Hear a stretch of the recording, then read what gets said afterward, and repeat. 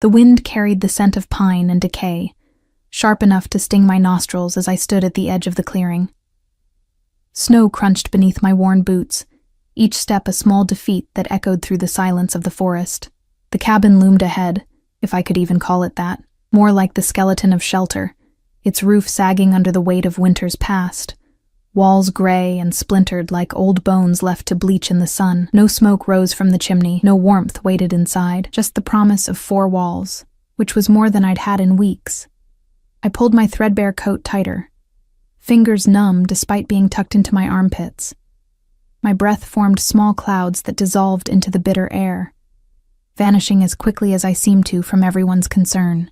The pack had made their decision 3 months ago, though they'd been deciding long before that, defective. That's what Elder Moira had called me during the last gathering. Her lips curled in distaste as she looked at my pale blonde hair, my too thin frame, my inability to shift properly even after my 18th birthday had come and gone.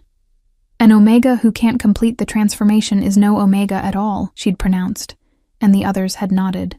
Even my own mother had looked away, shame darkening her features. My father had been gone since I was 12. Taken by rogues, they said, though I sometimes wondered if he'd simply left, because staying with a family that produced a broken daughter was too much to bear. The rejection hadn't come as a dramatic expulsion. It was quieter than that, more insidious. Meals forgotten, my name dropped from work rotations, conversations that stopped when I entered a room.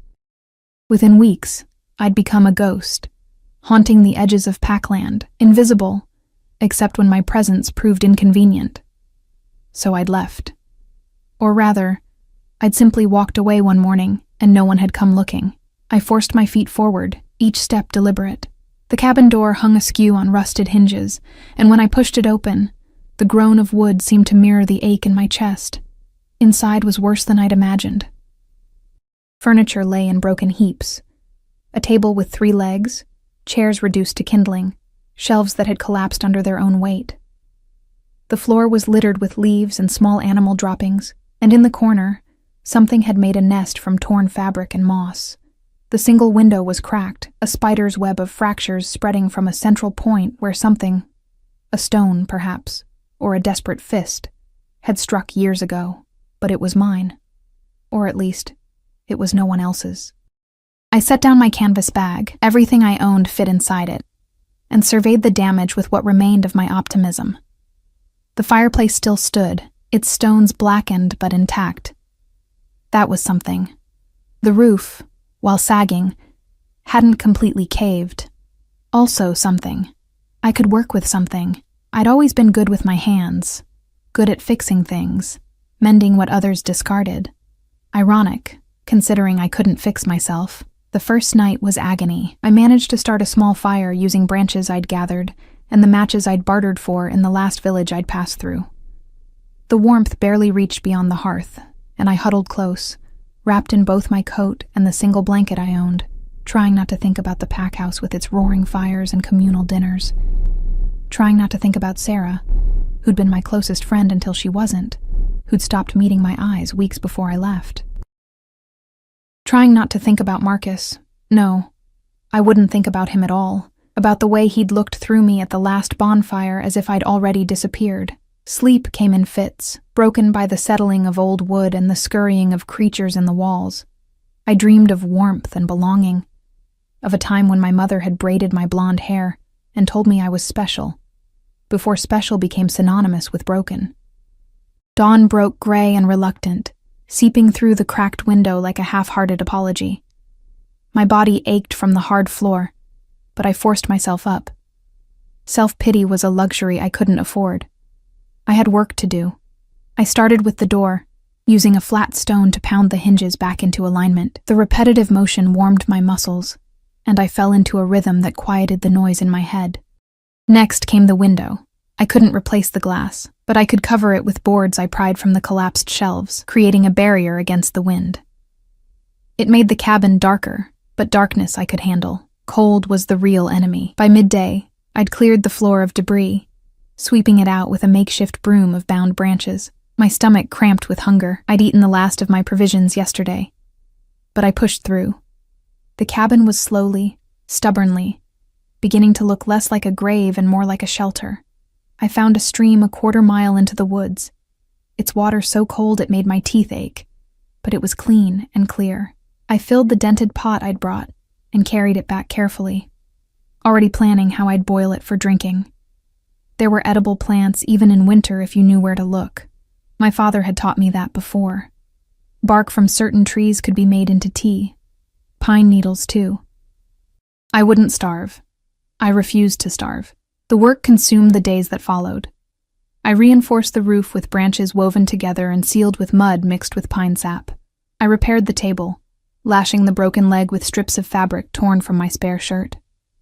I cleaned the fireplace, removing years of buildup until the draft improved, and the smoke actually went up the chimney instead of filling the room. Each improvement was small, barely noticeable individually, but collectively they began to transform the space. 2 weeks in, I managed to trap a rabbit.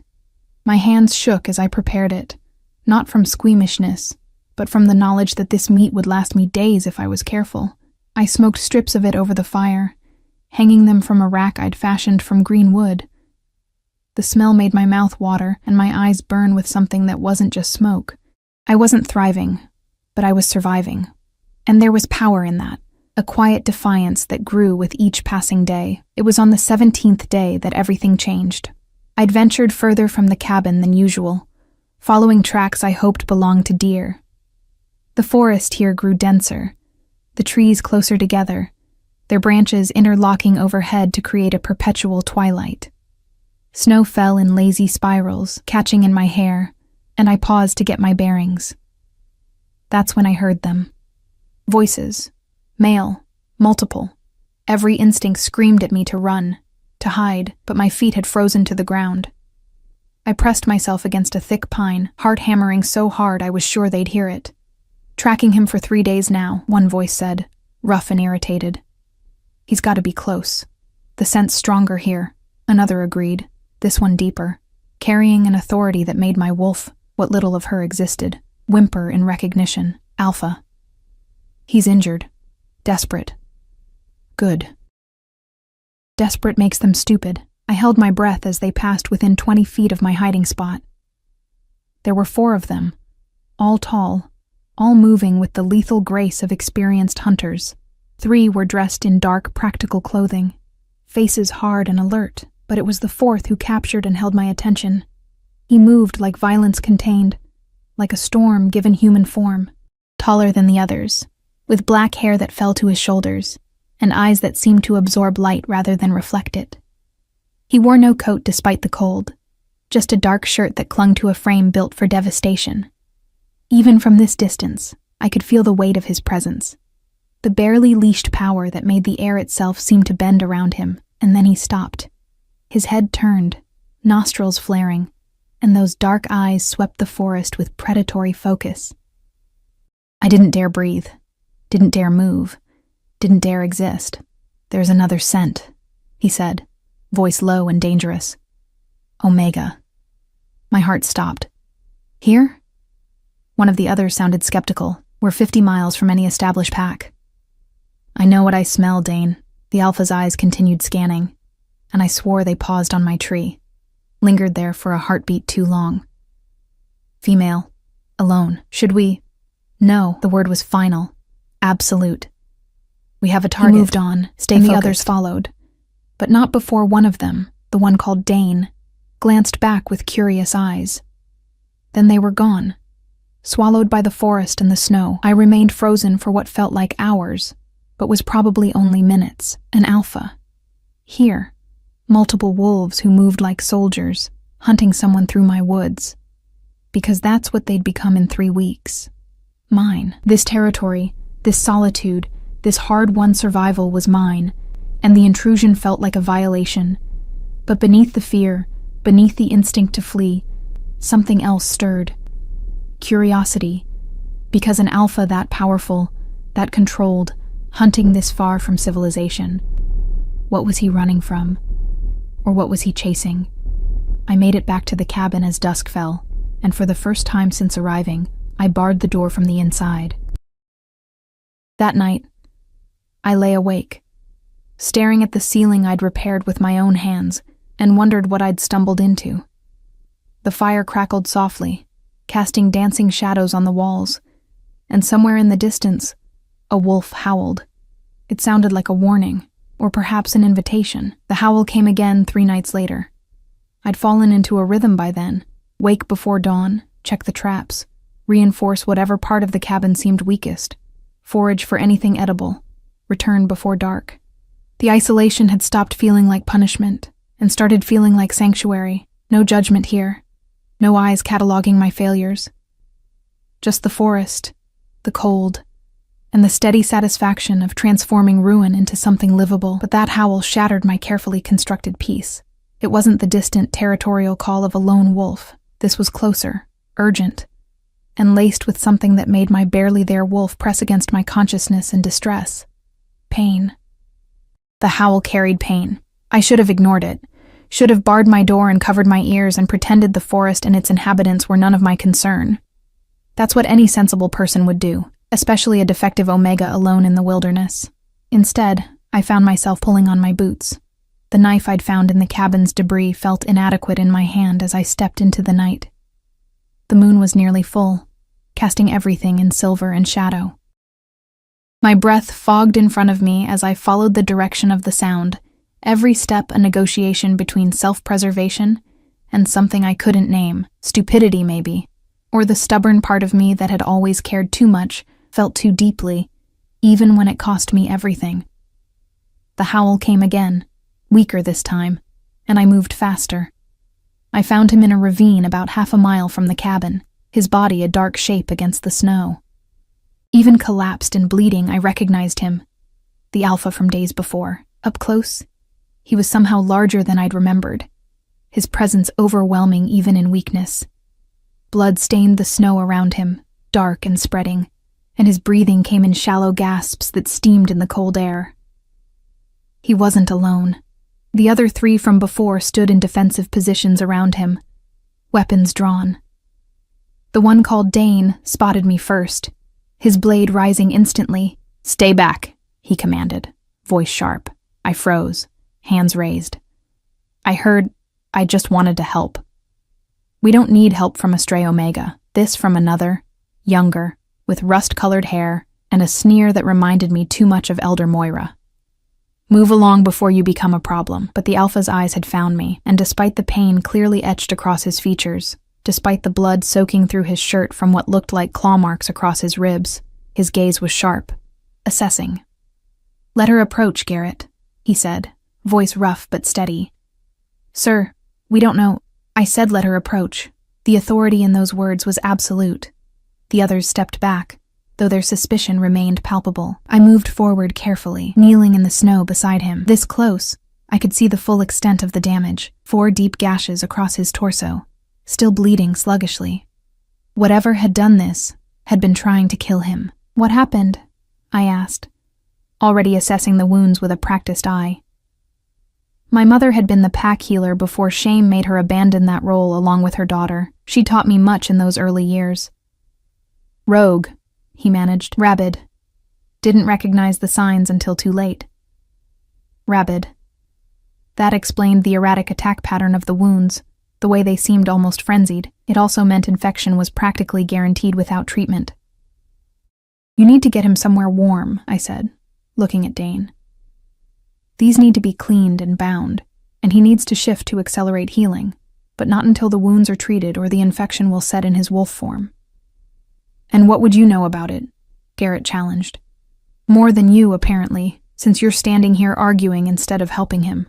The words came out sharper than I'd intended, but fear made me bold. Fear for a stranger, which made no sense, yet there it was. The Alpha's lips twitched, almost a smile. "She's right. Garrett, stand down." His eyes returned to me. "Your cabin. How far?" "1/2 mile. But it's not, it's barely. It has walls and a fire. That's more than here." He tried to sit up and failed, a grunt of pain escaping despite his obvious attempt at control. Between the 4 of them, they managed to get him standing, though he leaned heavily on Dane. I led the way back, hyper-aware of their presence behind me, of how vulnerable I was, How easily this could become another mistake in a lifetime of them. The cabin looked even smaller with 5 people inside it. The men had to duck through the doorway, their broad shoulders seeming to fill every available space. I stoked the fire quickly, adding more wood until the flames roared, then set water to boil in my salvaged pot. On the floor near the hearth, I directed, and they lowered the alpha carefully. In the firelight, his face was pale beneath its natural tan, jaw tight with controlled pain. His eyes, though, they remained alert, tracking my movements as I gathered what meager supplies I had. I don't have much, I admitted, laying out clean cloth torn from my spare clothing, the small tin of salve I'd made from pine resin and rendered rabbit fat, a bottle of cheap whiskey I'd been saving for emergencies. But I can clean the wounds, at least stop the immediate infection. That's more than we could do out there, Dane said, his earlier hostility tempered by pragmatism. He crouched beside his alpha. This is going to hurt Cade. Cade. So the alpha had a name. I'm aware, Cade replied dryly, then his eyes fixed on me. What's your name? Does it matter? I don't enjoy being helped by strangers. Then we're even, because I don't enjoy strangers bleeding in my cabin. I poured whiskey over my hands, then onto the cloth. This is going to burn. I've had worse. I doubted that, but I didn't argue. I pressed the whiskey-soaked cloth to the first wound, and he went rigid, a low growl rumbling in his chest that made my wolf whimper in submission. I forced myself to continue, cleaning each gash thoroughly while his men watched with expressions ranging from concern to grudging respect. You have a steady hand, Cade observed, voice strained but conversational, as if we were discussing the weather rather than me literally digging into his wounds. My mother was a healer. Before. Before what? I didn't answer, focusing instead on applying the salve. It wasn't much, but it would help until his wolf could take over. My fingers trembled slightly as I worked. From cold, from adrenaline, from the sheer surreality of having an alpha and his enforcers in my tiny, patched-together sanctuary. You live here alone, Dane said. Not a question. Obviously. Why? I tied off the bandage with more force than necessary, because everywhere else I lived with others, and that worked out terribly. Garrett snorted. Pack reject? The casual cruelty of it hit harder than it should have. I'd thought I'd built calluses over those wounds, but apparently not thick enough. Garrett. Cade's voice was quiet, but the rebuke in it was clear. Shut up. An uncomfortable silence fell. I busied myself cleaning up, aware of their eyes on me, cataloging everything, the sparse furnishings, the patched walls, the careful organization of my meager possessions, judging, always judging. You did this yourself, Cade said finally. The repairs. Who else would have? Most Omegas. He stopped himself. Most Omegas what? Have a pack to provide for them? Have an alpha to shelter them? Yes, well. I turned away, unable to meet those 2 perceptive eyes. I'm not most Omegas. No, he agreed softly. You're not. Something in his tone made me look back. He was studying me with an intensity that should have been uncomfortable, but instead felt like being seen for the first time in months. Really seen. Not as a disappointment or a burden, but as a person who'd survived and built something from nothing. We'll stay the night, he said. If you'll permit it. I need to shift and heal, but that's best done after a few hours of rest and with proper warmth. It wasn't really a request. Alphas rarely requested anything, but the courtesy of pretending it was meant something. The floor's not comfortable, I warned. It's better than snow, and we've invaded your space. We'll manage. His men began settling in with the efficiency of people accustomed to rough conditions. Dane positioned himself by the door. Garrett took the window I'd boarded up, and the third, who I'd learned was named Isaiah, sat with his back to the wall, a watchful presence, protecting their alpha even in a stranger's cabin. I retreated to the corner I'd claimed as my sleeping space, wrapping myself in my blanket and trying to make myself small. The cabin had been mine alone for weeks now. My refuge, and their presence felt like an invasion despite my invitation. But as I lay there, listening to the fire crackle and their quiet breathing, I realized I hadn't felt afraid. Not truly. Cautious, yes. Wary, certainly, but not that bone-deep terror I'd expected when facing strange males in an isolated place. Maybe because despite their obvious danger, despite being predators in every sense of the word, they'd treated me with a rough respect I hadn't experienced in years. Or maybe I'd simply stopped caring what happened to me enough to feel properly afraid. Sleep took me eventually, and I dreamed of howls and dark eyes and hands that built instead of destroyed. I woke to voices. "Can't stay here. We have a job to finish.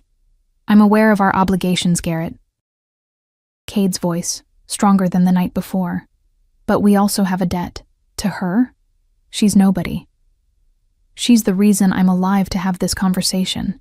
I kept my eyes closed, unwilling to interrupt, curious despite myself. "With respect, sir, she's a stray Omega living alone in the wilderness. That speaks to instability at best, danger at worst." This from Isaiah, his tone less hostile than Garrett's but concerned.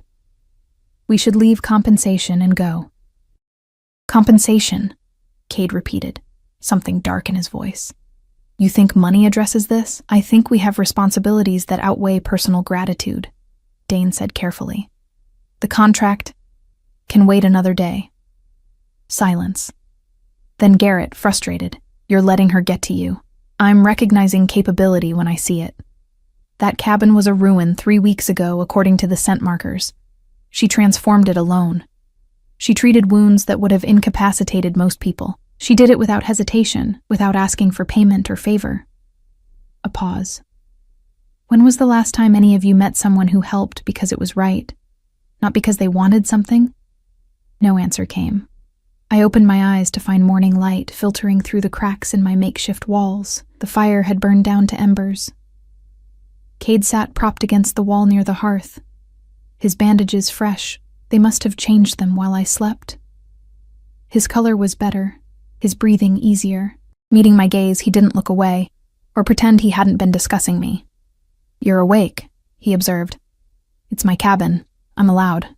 That almost smile again. True enough.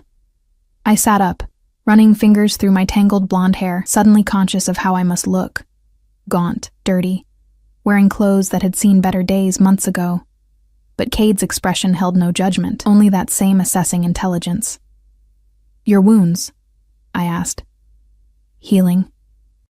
I'll shift today. Let my wolf finish the work." He tilted his head. "You have questions. I can see them. It's not my business. You bled for me last night, your cloth bandages. I think that makes it your business." He had a point. I drew my knees up, wrapping my arms around them. "Who were you hunting?" "A rogue who's been attacking pack boarders.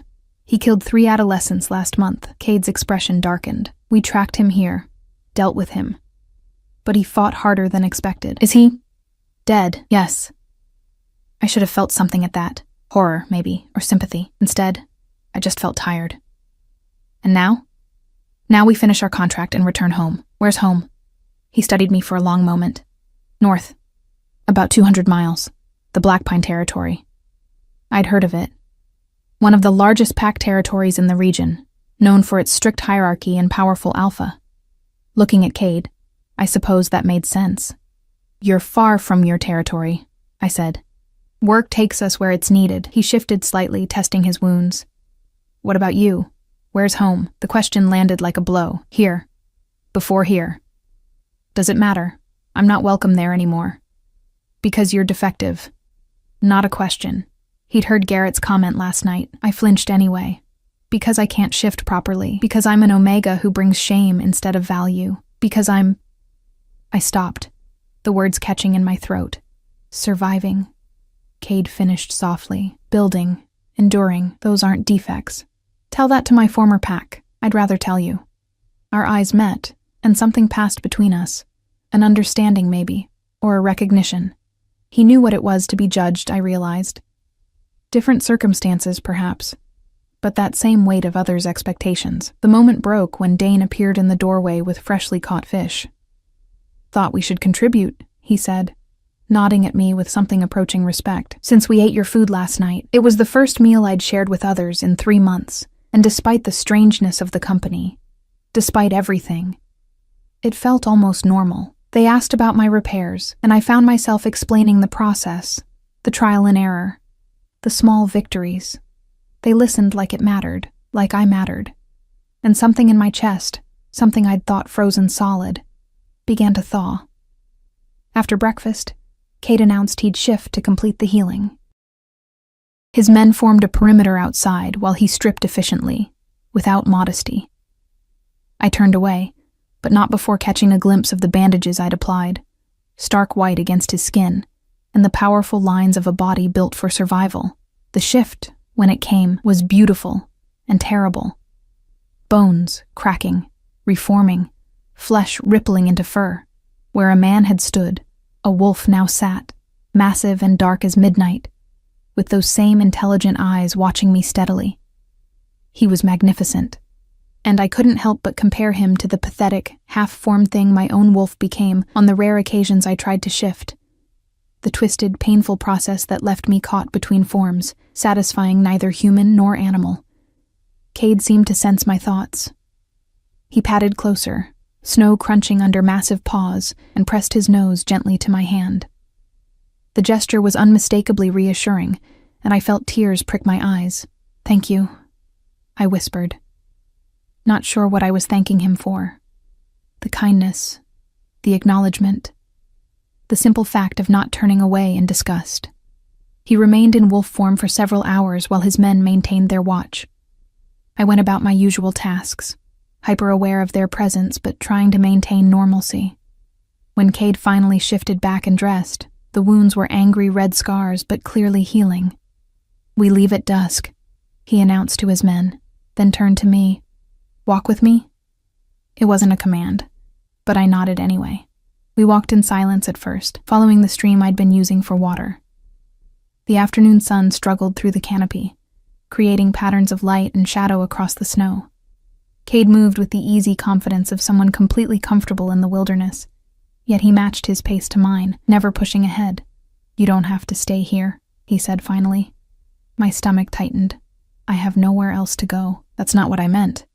He stopped, turning to face me fully. "I'm offering you a choice. Come back with us. To Black Pine." I actually laughed, the sound bitter even to my own ears. An alpha offering sanctuary to a defective omega? That's generous. But I'm not a charity case. I'm not offering charity. His expression was serious, intent. I'm offering opportunity. You have skills. Healing, survival, construction. Our pack could use someone like you. Someone like me, I repeated. "You mean someone broken?" "I mean someone who survives when others would quit. Someone who builds instead of destroys. Someone who helps strangers without demanding payment." He stepped closer, and I had to tilt my head back to maintain eye contact. "Your former pack was full of fools if they couldn't see your value." The words settled over me like a blanket, warm and unexpected. I wanted to accept them, to believe them, but years of rejection had taught me caution. "What would I do there?" I asked quietly. "In your pack?" "Whatever you choose. Work with our healers if you want, help with construction. We're always expanding. Or simply exist without constantly fighting for survival." His voice softened. "You shouldn't have to live like this, always one bad winter away from death."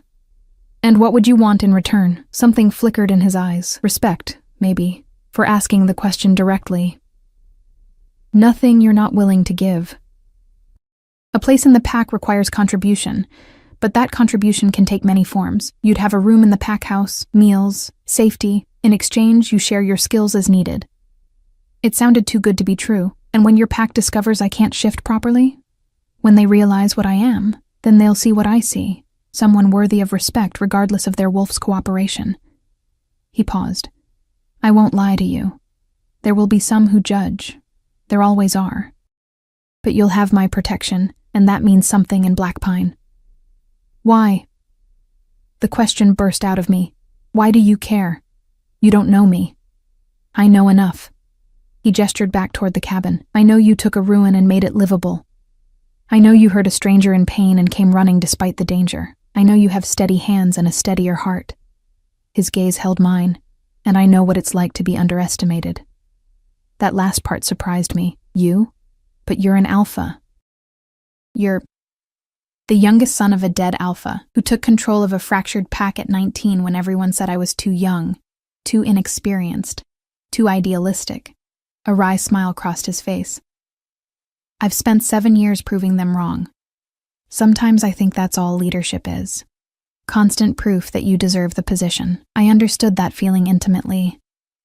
The endless need to justify your existence, to prove you weren't the mistake everyone believed you to be.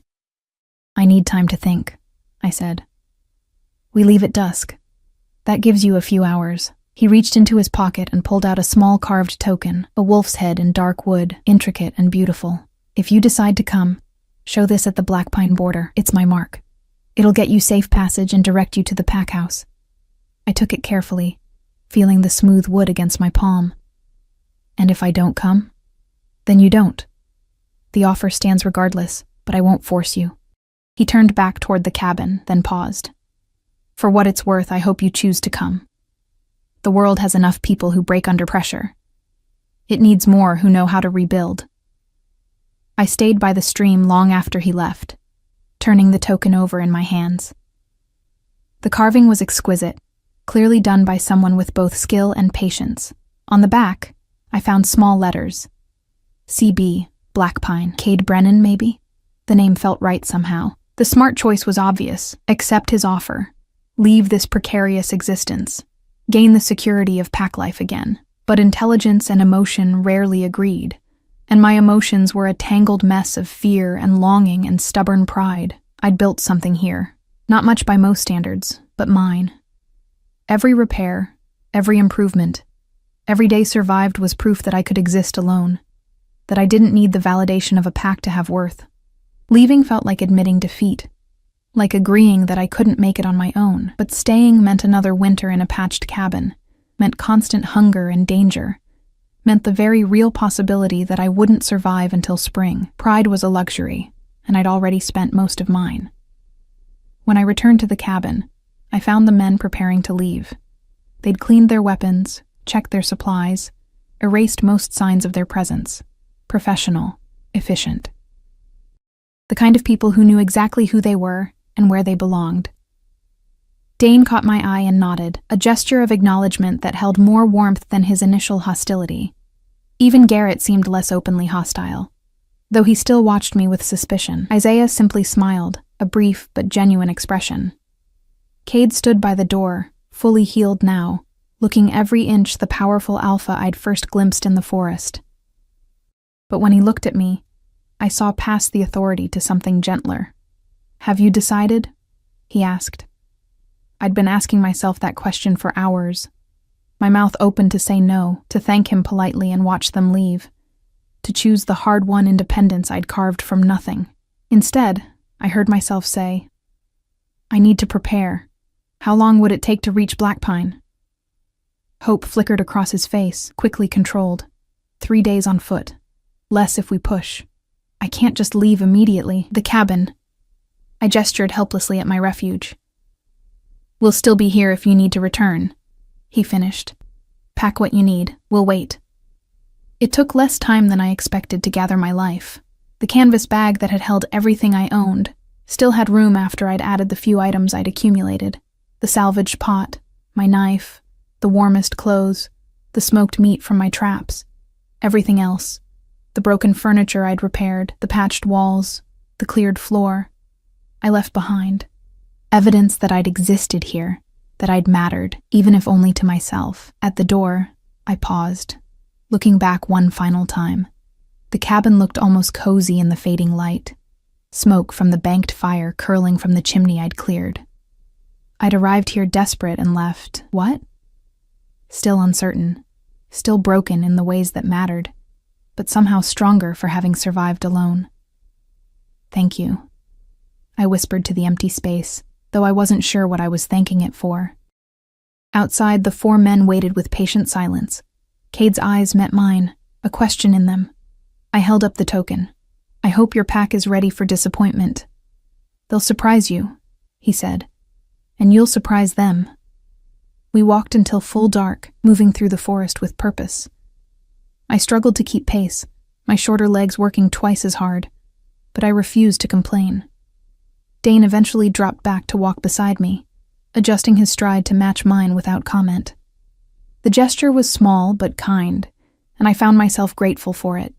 We made camp in a clearing, and the men worked together with practiced ease. Fire built quickly, perimeter established, watch rotation determined without discussion. I sat slightly apart, uncertain of my place in this efficient machine. "You'll want to eat," Isaiah said, offering me dried meat and hard bread from their supplies. "Tomorrow will be harder walking. I can manage." "No one said you couldn't."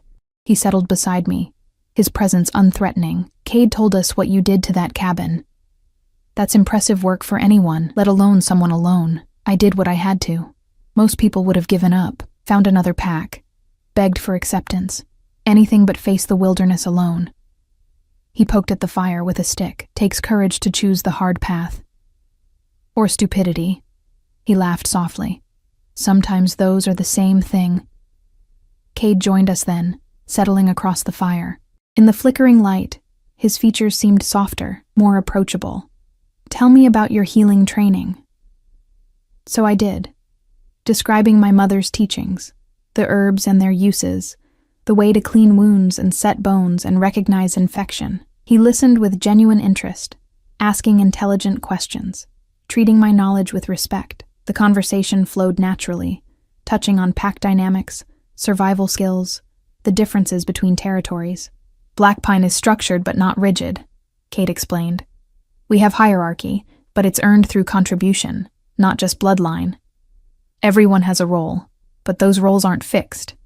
If someone shows aptitude for different work, we encourage exploration." "Sounds idealistic," I said carefully. "It is. But idealism backed by structure and willingness to enforce standards can work." He met my eyes across the flames. "I won't pretend it's perfect. We have problems like any pack, interpersonal conflicts, resource disputes, occasional challenges to authority. But we handle them with discussion and rules, not just brute force. And if I can't shift properly, the question I'd been avoiding, if my wolf continues to be incomplete, then you'll be an Omega who excels in human form."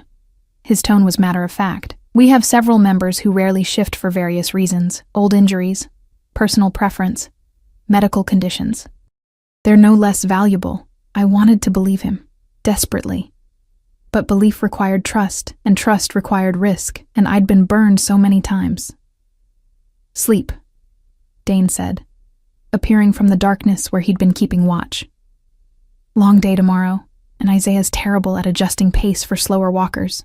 "I heard that," Isaiah called from his bedroll.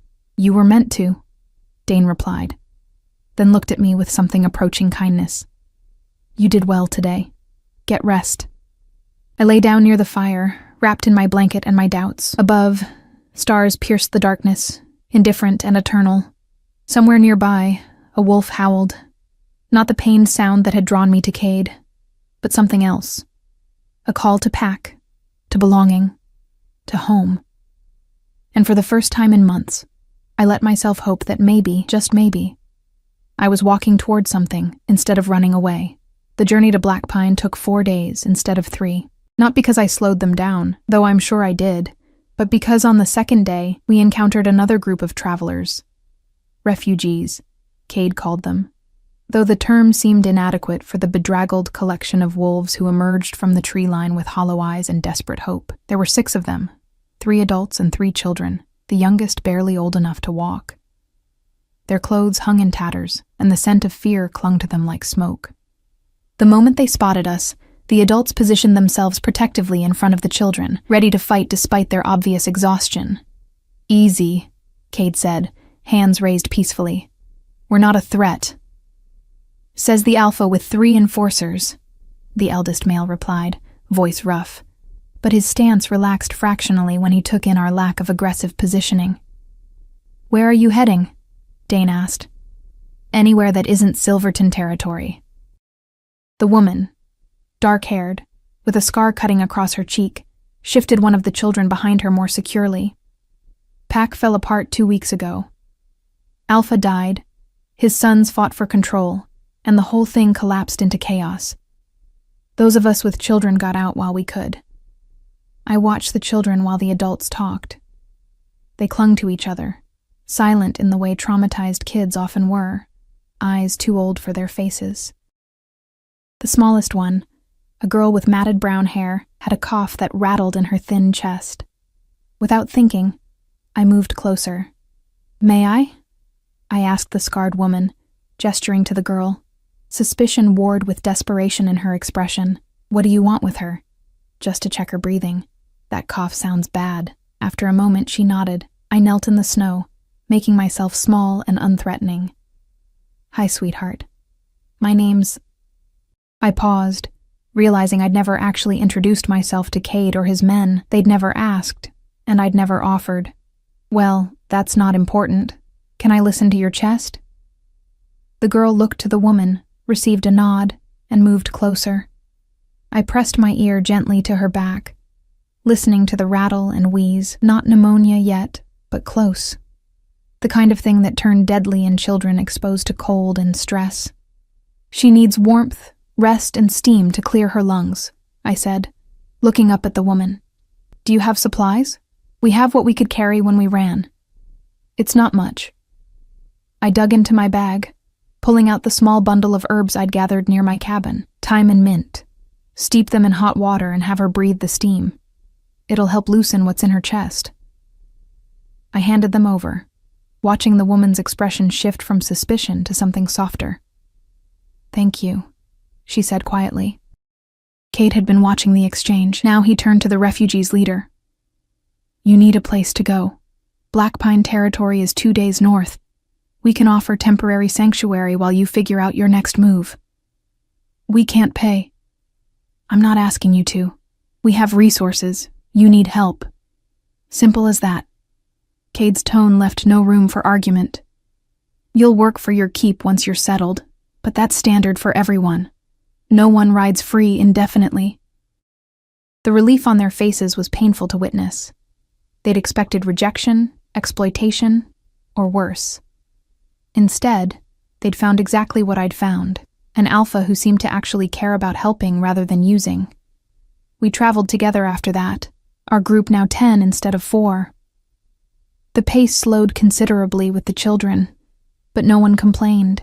Isaiah and Garrett took turns carrying the youngest when she tired, their massive frames making her look even tinier. Dane scouted ahead, ensuring we'd avoid any potential threats. I found myself walking with the scarred woman, whose name was Cassandra. She told me about Silverton, the slow deterioration after the old alpha's heart gave out, the brutal fights between his sons, the fear that permeated everything until families started disappearing in the night. "We tried to stay," she said, watching the children trudge ahead. "It was home, you know? Even when it got bad, it was still home. But when Marcus, that's my mate, when he disappeared during a patrol and came back beaten half to death for supposedly supporting the wrong son," she shook her head. "That's when I knew. Home doesn't mean anything if you're not safe there." Her words resonated uncomfortably. My situation had been different, slow rejection rather than violent expulsion.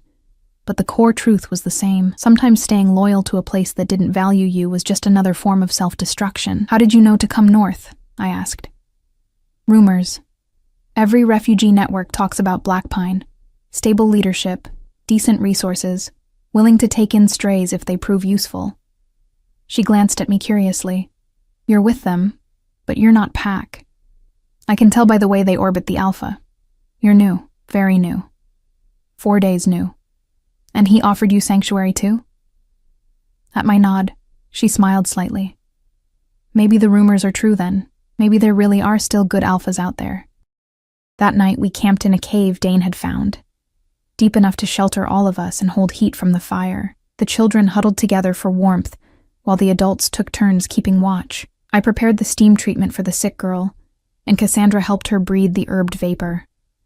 The improvement wasn't immediate, but by morning, the rattle in her chest had eased. "You have healer training," Marcus observed, his face still bearing the bruises from his beating. "Formal training, not just basic Pack knowledge. My mother was a healer. Was. The past tense hurt even now. She taught me before things fell apart." "Their loss," he said simply. "Good healers are worth their weight in gold." Cade appeared at my elbow, settling beside me as the others slept. We'd fallen into this pattern over the past days. Quiet conversations after dark, when the demands of travel eased, and we could just exist without purpose. "You're good with them," he said, nodding toward the refugees. "The children trust you. That's rare." Children are honest.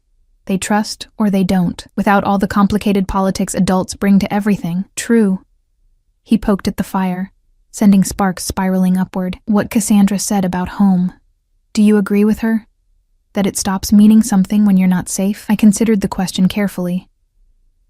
I think home means different things to different people. For some, it's a place. For others, it's people. And for some of us, it's just the absence of immediate danger. I pulled my knees up, resting my chin on them. I don't know if I've ever really had a home. Just places I stayed until I couldn't anymore. You could build one. In Black Pine, you mean, or anywhere. But yes, I hope in Black Pine. He turned to look at me fully. "I know you're scared. I know you've been rejected and hurt and taught not to trust promises. But I'm asking you to try. Not for me, for yourself. You deserve more than just survival." What if I fail? The question came out smaller than I intended. What if I get there and I'm still broken, still wrong, still... Then you'll be broken and wrong in a warm house with regular meals and people who'll value you anyway. His voice was gentle but firm. Failure isn't falling short of perfection. It's refusing to try because you might not be perfect. The words settled into something hollow in my chest, finding purchase in places I'd thought were too damaged to hold hope. On the fourth day, we crested a hill, and Black Pine territory spread below us. It was larger than I'd imagined, a valley dotted with structures ranging from the massive pack house at its center to smaller cabins scattered throughout the forest. Smoke rose from dozens of chimneys, and even from this distance, I could see people moving about, purposeful and unhurried.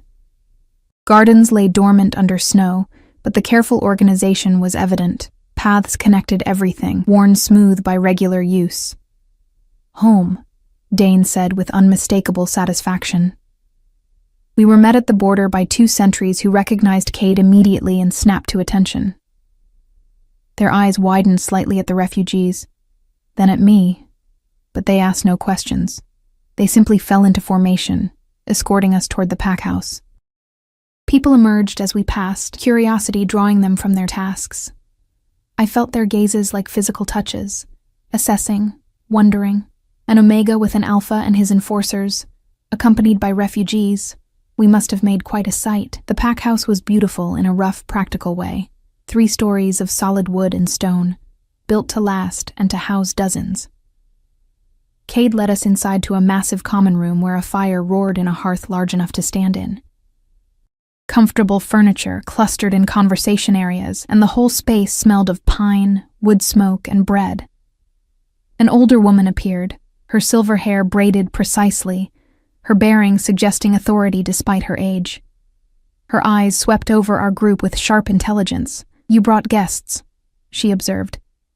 "Refugees from Silverton. They need temporary housing and medical assessment." Cade's tone was respectful but confident. "Can you arrange it, Margaret?" "Of course." Margaret's gaze lingered on me. "And this one?" "This one has a name," I said before I could stop myself. A smile ghosted across Margaret's face. "I'm sure she does. And it is?" "Elara." The name felt strange on my tongue. I hadn't spoken it aloud in months, but it was mine, one of the few things that had never been taken from me.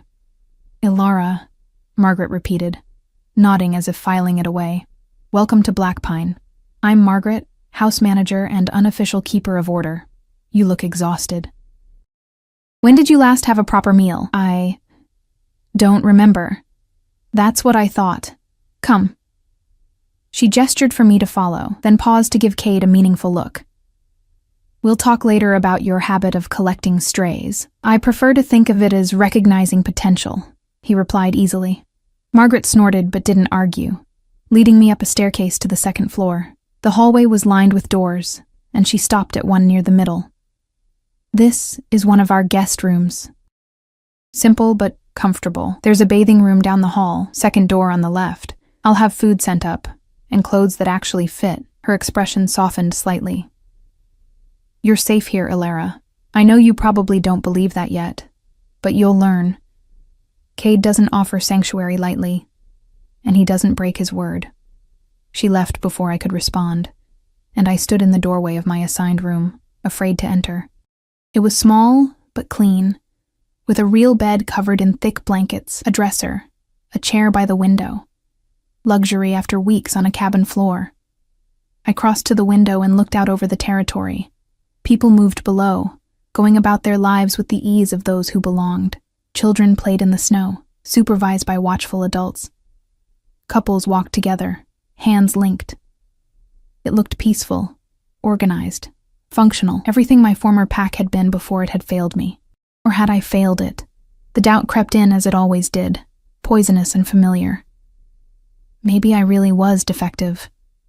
Maybe Cade would realize it once he saw me try to shift, once he understood the extent of my brokenness.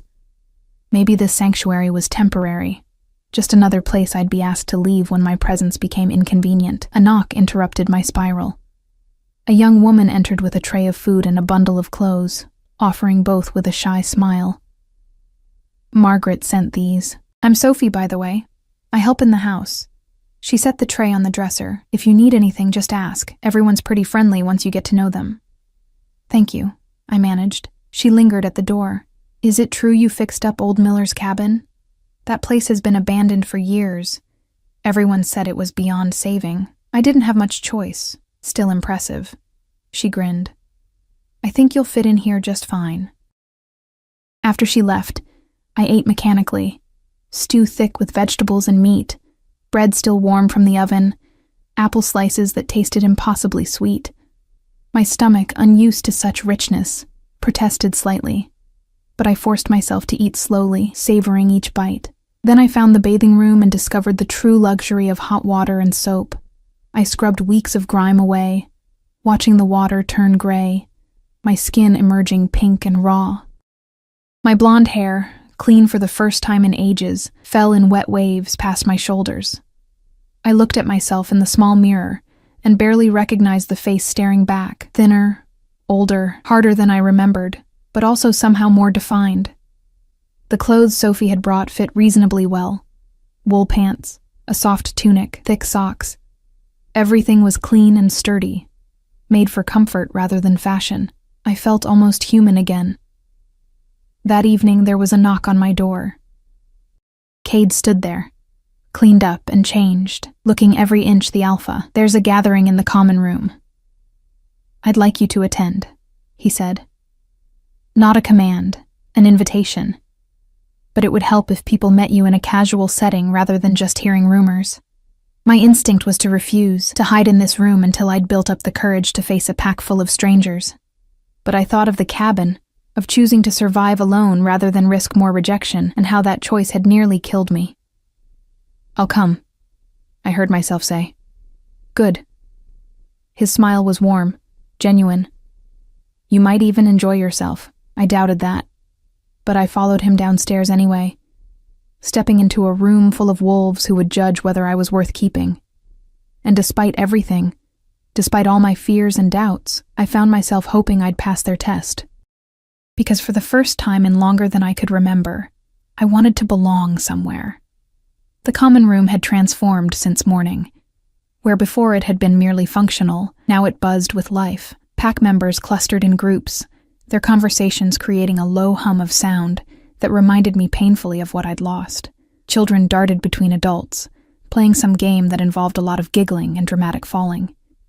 The firelight cast everything in warm gold, softening edges and creating pockets of intimacy. Everyone turned when I entered with Cade. The silence lasted only a heartbeat, but it felt eternal. I forced myself not to shrink back, not to apologize for existing. These people didn't know me yet, didn't know my failures. I could be anyone here, anything. The thought was terrifying and liberating in equal measure. Everyone. This is Ilara, Cade announced, his voice carrying easily over the space. She'll be staying with us. She's a healer and a builder, and she saved my life 4 days ago. I expect you to make her welcome. It wasn't a request. The authority in his tone reminded everyone exactly who led this pack, and I saw several people straighten, their expressions shifting from curiosity to acceptance, or at least polite neutrality. Margaret appeared at my elbow, steering me toward a group of women gathered near the fire. These are our healers, Lydia, Rachel, and Nina. Ladies, this is Alara. She has formal training. Lydia, the eldest, studied me with sharp brown eyes that reminded me painfully of my mother. Formal training from where? Riverside Pack. My mother was head healer there. I met her gaze steadily. Before I left. Riverside. Lydia exchanged glances with the others. I knew their healer, Claire, wasn't it? Excellent with bone setting, terrible with bedside manner. Despite myself, I smiled. That was her. She used to say patients healed faster when they were too irritated with her to die. Lydia's expression warmed fractionally. You're Claire's daughter, then? She mentioned having a girl, though it's been years since I saw her at the regional healing circle. She gestured to a chair. Sit. Tell me what you know about infection management and shifter wounds. Just like that, I was being tested. But this was a test I could pass, one based on knowledge and skill, rather than wolf strength or perfect shifting. I answered her questions, sometimes uncertain, sometimes confident, but always honest when I didn't know something. The other healers listened, occasionally interjecting their own experiences, and slowly the conversation shifted from examination to exchange. We could use another set of skilled hands, Rachel said eventually. She was younger, maybe 30, with gentle features and scars on her hands from years of work, especially with winter injuries. People get careless when they're cold. I'd like that, I said, surprising myself with how much I meant it. I've missed healing work. The evening progressed, and I found myself pulled into different conversations. Sophie introduced me to other young pack members, who asked about the cabin with genuine interest rather than judgment. Marcus and Cassandra appeared, looking cleaner and more rested, their children fed and settled.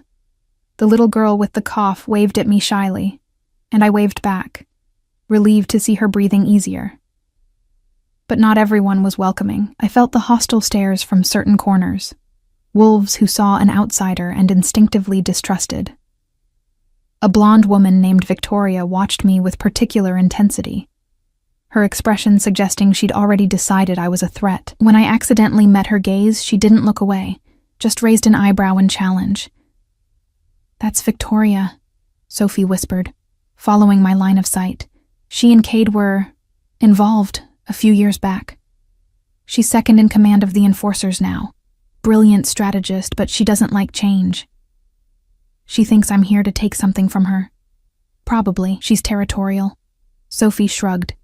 But Cade ended things with her long ago, and she chose to stay professional. Mostly she's just protective of the pack. I could understand that, even if her hostility made my skin itch with anxiety. Protective was better than cruel for cruelty's sake. Cade found me later in the evening, when the gathering had mellowed into smaller groups and quieter conversations. You're doing well, he said, handing me a cup of something warm that smelled of apples and cinnamon. I can see them warming to you, some of them maybe.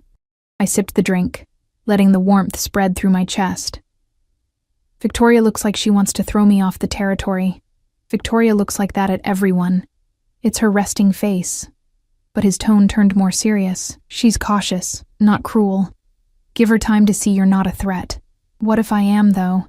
He looked at me quizzically. A threat? To what? To pack stability. To the order you've built.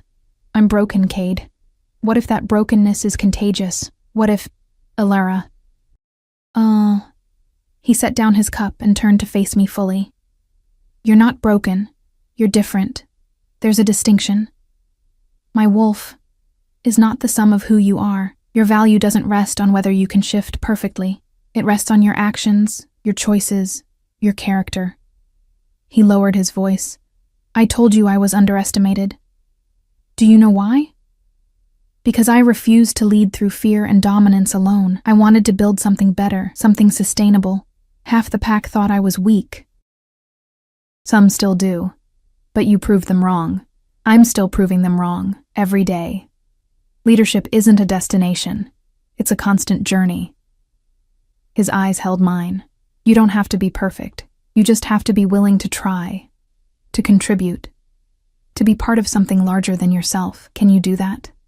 I thought about the cabin, about the satisfaction of each repair, each small victory over decay.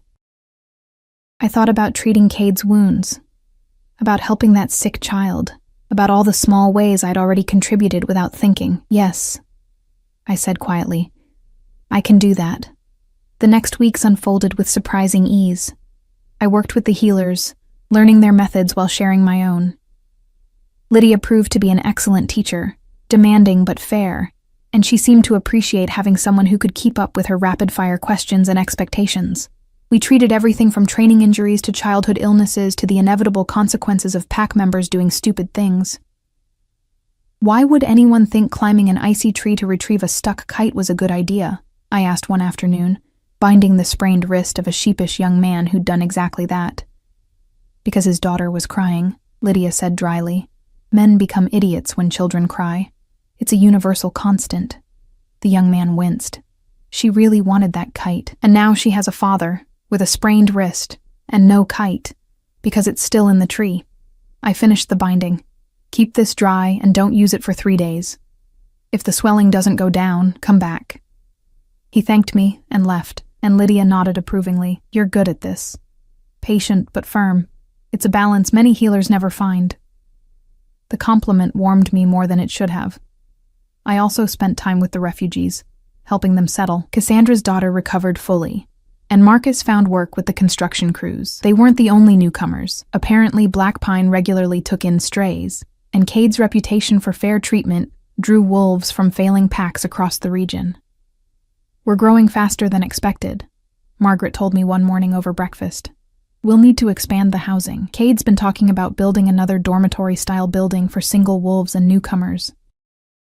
I could help with that, I offered. I'm decent with construction. She raised an eyebrow. The mysterious cabin builder reveals herself. I'll tell Cade. The construction project began 2 weeks after my arrival. Cade himself worked alongside the crews, and I found myself part of a team that included Dane, Isaiah, and surprisingly, Victoria. She barely spoke to me at first, her movements efficient, but her silence pointed. But as the days passed and she watched me work, measuring carefully, cutting precisely, never shirking the heavy lifting, something shifted. You actually know what you're doing, she said one afternoon, sounding almost surprised. Did you think I was lying about fixing the cabin? I thought maybe you'd exaggerated. People do that to impress alphas. She secured a beam with quick, competent movements. But you're not exaggerating. You're genuinely skilled. Thank you? It's not a compliment, just an observation. But her tone had lost its edge. Cade has good instincts about people. I doubted him on you, but I'm starting to see what he saw. It wasn't friendship, but it was acceptance. I'd take it. As winter deepened, I fell into rhythms I hadn't known I'd missed. Morning healing rounds with Lydia, afternoons on construction when weather permitted, or helping in the communal kitchen when it didn't. Evenings in the common room, where I'd gradually become part of the background rather than a curiosity. People greeted me by name now, asked my opinions, included me in discussions, but I still hadn't shifted. The full moon gatherings were communal affairs, where pack members celebrated their wolves, running together through the forest in a display of unity and strength. I attended the first one, watching from the pack house, as wolves of all sizes and colors streamed into the night, their howls echoing across the valley.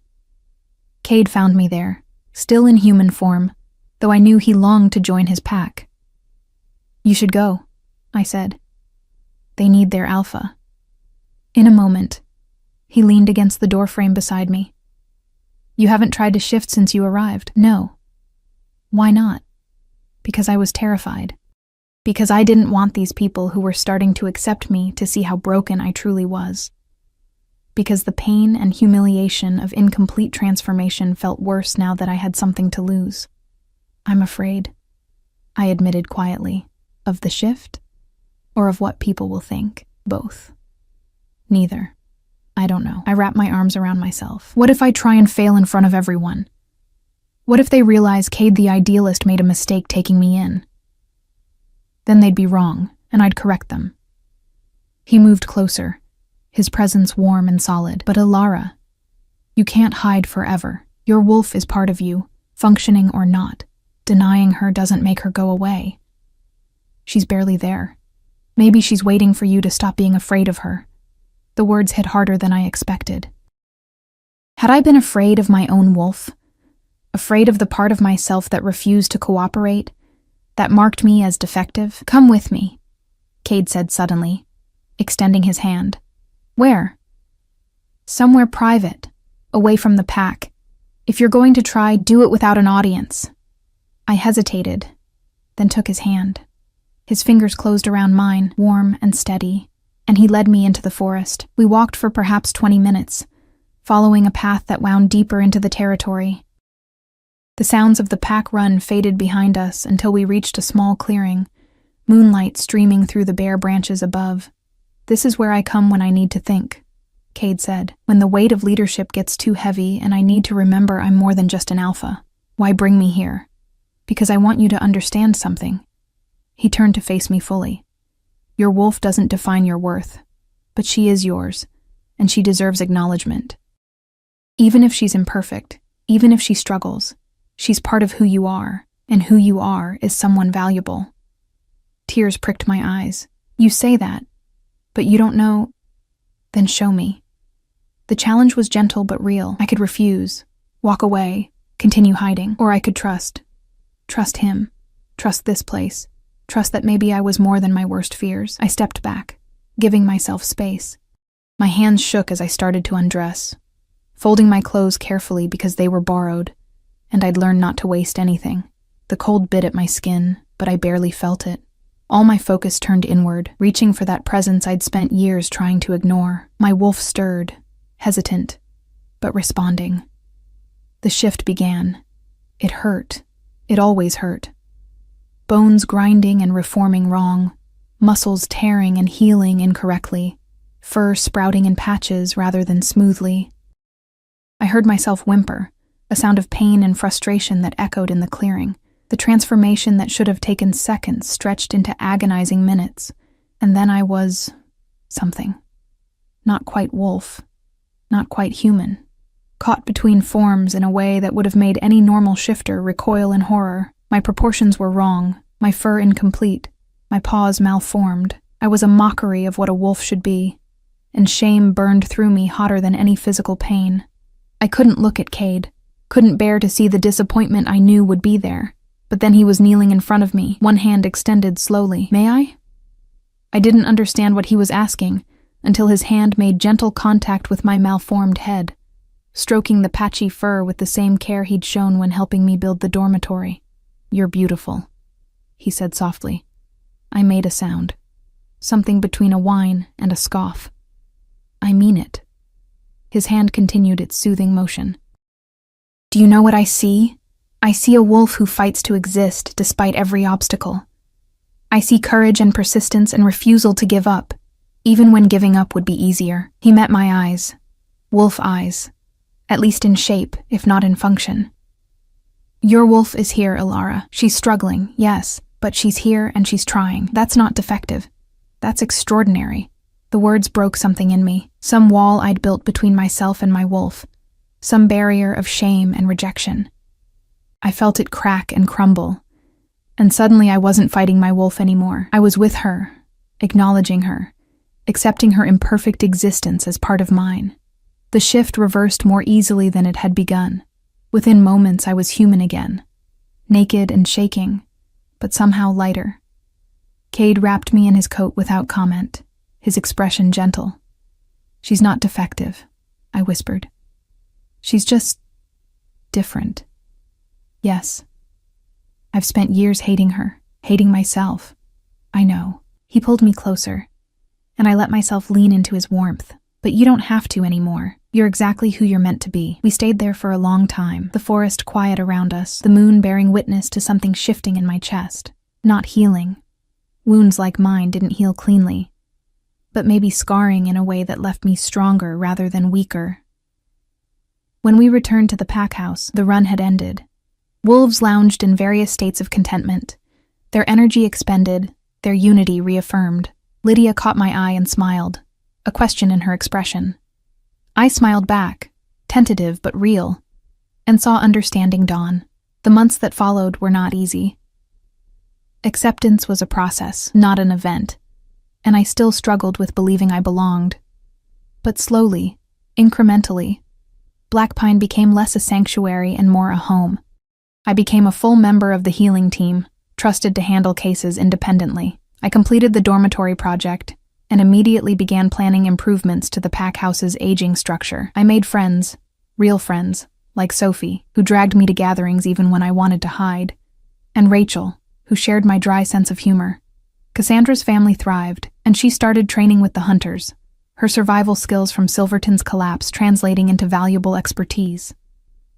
Other refugees arrived, and I found myself helping them settle, offering the same tentative hope Cade had once offered me. And Cade became something I hadn't anticipated. It started small. Conversations that lasted longer than necessary, hands that lingered when passing tools, smiles that felt private and warm. He sought my opinion on pack matters, valuing my outsider's perspective. I found myself watching for him in crowds, my heart lifting when our eyes met. "You're falling for him," Sophie said one day, her tone matter of fact. "I'm not, Ilara. Everyone can see it. The question is whether you'll do anything about it." I didn't know how to answer that. What could I offer an alpha? I was still broken in fundamental ways, still struggled with my wolf, still carried scars from rejection that would probably never fully fade. But one evening, as we stood together watching the sunset paint the valley in golden purple, Cade reached for my hand. Just that simple gesture, fingers interlocking, palms pressed together. "I've been thinking," he said quietly. "Dangerous habit." He smiled. "About us." My heart stuttered. "There's an us?" "I'd like there to be, if you're willing." He turned to face me fully. "I'm not asking you to be anything other than exactly who you are. I'm just asking if you'd consider being that person with me, as partners, as equals. I'm not..." I stopped myself, taking a breath. "I'm not perfect, Cade. I'm still learning to accept my wolf. I still have moments where I don't believe I belong here. I might always struggle with those things." "I know." His hand tightened around mine, "And I'm an alpha who sometimes doubts his own decisions, who carries the weight of every pack member's well-being, who's building something unprecedented and has no guarantee it'll work. We're both imperfect. Maybe that's why we fit." I thought about the cabin, about how I'd taken something ruined and made it livable through patience and persistence. I thought about how Cade had done the same with this pack, with me, with everyone he'd gathered into this unlikely family.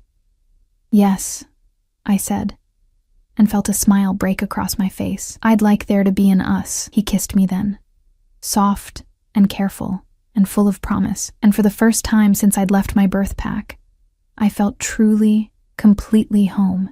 Spring came eventually, melting the snow and revealing the garden plots I'd helped plan. New construction began, family cabins for growing households, an expanded healing center, a school for the pack's children.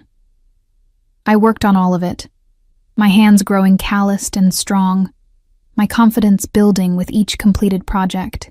I shifted occasionally now, always in private, always with Cade nearby. My wolf never became perfect, never matched the sleek beauty of full shifters. But she existed, and I'd stopped apologizing for her existence. Some of the younger pack members even started calling me the patchwork wolf with affection rather than mockery, and I wore the title like armor. 1 year after I'd first stumbled into Black Pine territory, Cade called a pack meeting. Everyone gathered in the expanded common room. The original members, the refugees, the newcomers who'd heard of this place where broken things were valued rather than discarded. "This pack was built on a simple principle," Cade said, his voice carrying to every corner. "That worth isn't measured by perfection, but by contribution. That strength comes in many forms.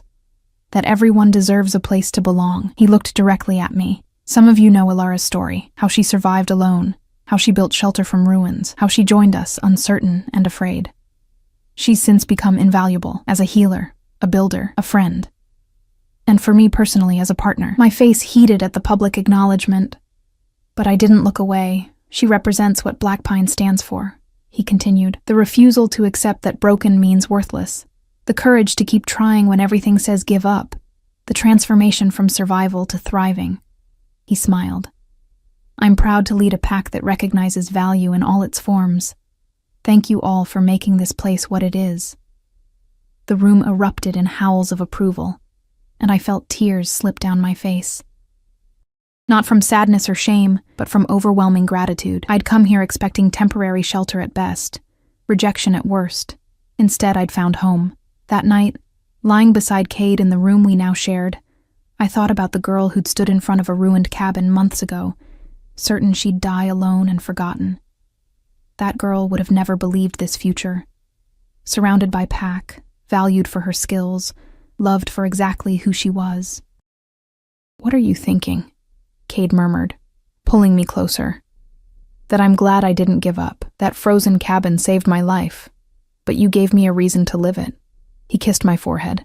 You gave yourself that reason. I just provided the space for you to discover it. Outside, wolves howled in the distance. My pack, my family, my home. And for the first time in my life, I howled back. The sound was rough, imperfect, uniquely mine.